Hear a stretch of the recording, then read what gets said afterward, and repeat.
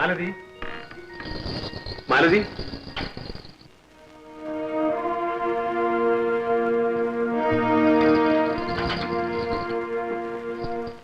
മാലതി.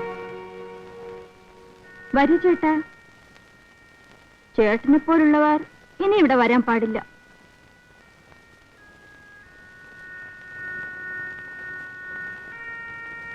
അങ്ങനെ നോക്കാതെ ചേട്ടാ.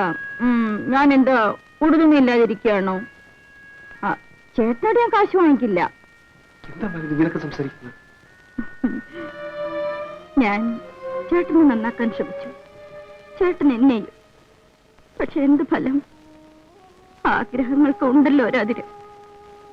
ഈശ്വരൻ തലയിൽ എഴുതിപ്പോയില്ലേ.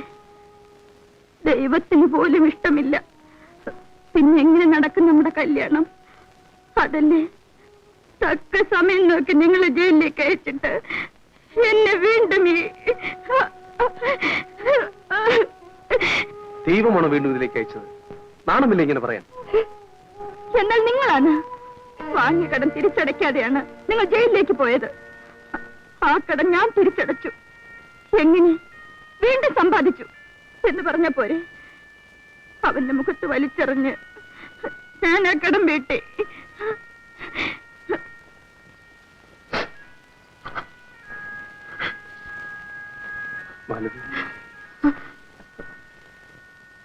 വേണ്ട ചേട്ടാ, വീണ്ടും അതും ഇതുമൊക്കെ പറഞ്ഞ് എന്റെ മനസ്സിൽ ആഗ്രഹങ്ങൾ വളർത്തണ്ട.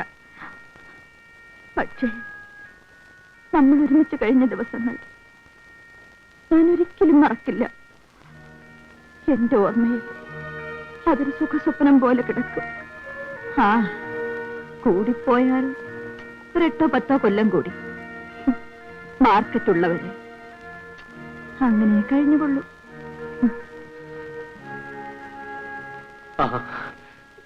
നമ്മുടെ കുഞ്ഞെവിടെ? കുഞ്ഞോ? ഗോപിയോട് പോയി ചോദിച്ചു നോക്കൂ. ഗോപിയോടോ? അതെ, ആ ദ്രോഹിയല്ലേ എന്റെ കുഞ്ഞിനെ കൊന്നത്. എന്താ മാലതി പറയുന്നത്? ഗോപി നമ്മുടെ കുഞ്ഞിനെ കൊന്നുണ്ടോ? ഗർഭിണിയായിരുന്ന എന്നെ ചേട്ടന്റെ മുമ്പിൽ വെച്ചല്ലേ ആ ദുഷ്ടം നശിപ്പിച്ചത്. അത് കഴിഞ്ഞ് ചേട്ടൻ ജയിലിൽ പോയി. നമുക്കൊരു കുഞ്ഞ് ജനിച്ചു. പക്ഷേ ജീവനില്ലായിരുന്നു. പക്ഷേ ഒരു കാര്യം, തന്റെ ആരാണെന്ന് ആർക്കും യാതൊരു സംശയവും തോന്നാത്ത മാതിരി കുഞ്ഞ് ചേട്ടനെ പകർത്തി വെച്ചതുപോലായിരുന്നു.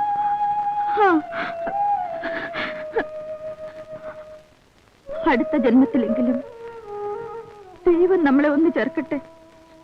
പക്ഷെ ഗോപിയെ പോലുള്ള ദുഷ്ടന്മാരുള്ളവരെ നമുക്കൊരുമിച്ച് ജീവിക്കാൻ കഴിയില്ല ചേട്ടാ.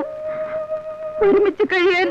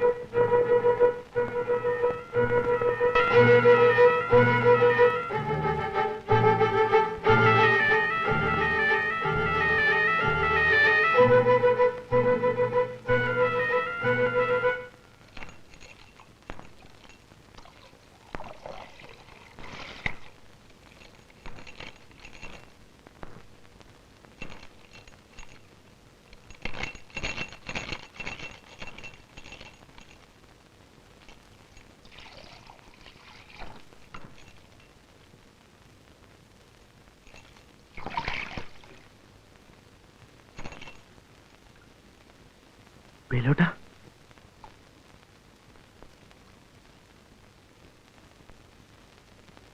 വേലോട്ടിന് എപ്പോ വന്നു?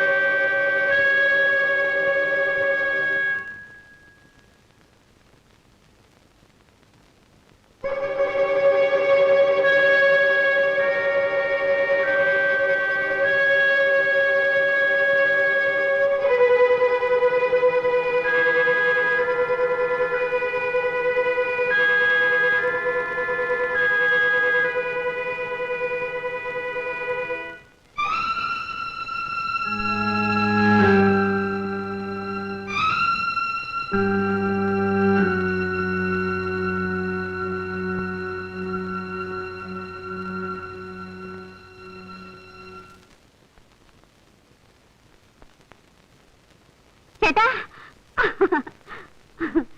ചേട്ടാ ചേട്ടാ എപ്പോ വന്നു ചേട്ടാ? ചേട്ടാ, വേലുവേട്ടൻ ജയിലിൽ നിന്ന് എപ്പോ തിരിച്ചു വരുമെന്ന് ഗോപിയേട്ടൻ കാത്തിരിക്കുകയായിരുന്നു. ഇപ്പൊ പണ്ടത്തെ പോലെയൊന്നുമല്ല, വളരെയധികം മാറിയിട്ടുണ്ട്. ചേട്ടാ, ഞങ്ങളുടെ കല്യാണക്കാരിയൊന്നും അറിഞ്ഞില്ലല്ലോ. ചേട്ടനോട് മാപ്പ് ചോദിക്കാനാണ് അന്ന് ജയിലിൽ വന്നത്. പക്ഷേ ചേട്ടൻ കാണാൻ പോലും സമ്മതിച്ചില്ലല്ലോ. അതുകൊണ്ടാണ് കത്ത് കൊടുത്തു വിട്ടത്. ചേട്ടൻ അതുപോലും വായിച്ചില്ലല്ലോ. ചേട്ടാ, എനിക്കിപ്പോൾ 3 മാസമാ. എന്നെ ചേട്ടൻ അനുഗ്രഹിക്കണം. ചേട്ടൻ എന്തിനാ കരയുന്നത്? ഞാൻ എന്റെ സന്തോഷം കൊണ്ട് കരഞ്ഞു പോയതല്ലേ. ദാ, 1 മിനിറ്റ് ഇരിക്കൂ. ഇപ്പൊ കുളി കഴിഞ്ഞു കാണും. ഞാൻ വിളിച്ചോണ്ട് വരാം.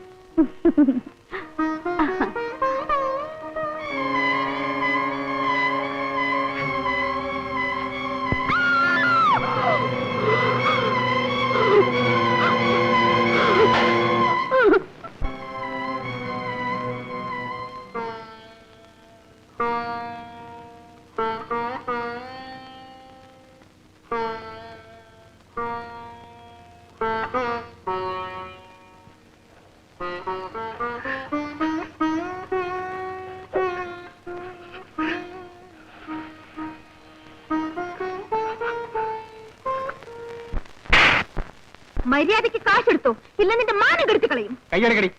ആദ്യം കാശെടുക്കടാ, പിന്നെ കൈയെടുക്കാം. കേട്ടോ സാറന്മാരെ, എന്റെ അടുക്കൽ പല്ലും കാണിച്ചു വന്നിട്ട് എന്നെ പറ്റിച്ച് കാശ് കൊടുക്കാതെ പോകാൻ നോക്കുന്നു. തണ്ടി, എടാ പട്ടി. അല്ല സാറ് തന്നെ ഒന്ന് ചോദിക്കണം. കാശില്ലെങ്കിലേ മൂടിപ്പച്ചടന്ന് ഉറങ്ങണം. പെണ്ണു പിടിക്കാൻ നടക്കുന്നു കാശില്ലാതെ. ഇവിടെ പിടിച്ച് വണ്ടി കയറ്റ്. ആ ശരി, കൊണ്ടുപോയി നല്ല 4 ഇടി കൊടുക്കണം സാറേ. നീ നടക്ക്. അല്ല, ഞാൻ വന്നേക്കാം. ഇതുപോലെ 4 പേരുണ്ടെങ്കിൽ എന്റെ കച്ചവടം പൊളിഞ്ഞത് തന്നെ.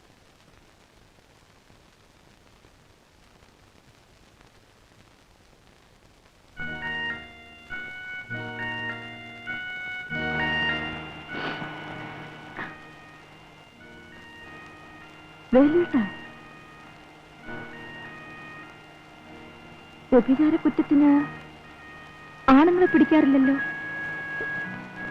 വേലുവേട്ടൻ ഞാൻ ഗോപിയെ കൊന്നു. കൊന്നോ? കൊള്ളാം. ഇനിയെങ്കിലും നമുക്കൊരുമിച്ച് ജീവിക്കാമെന്നായിരിക്കും അല്ലേ?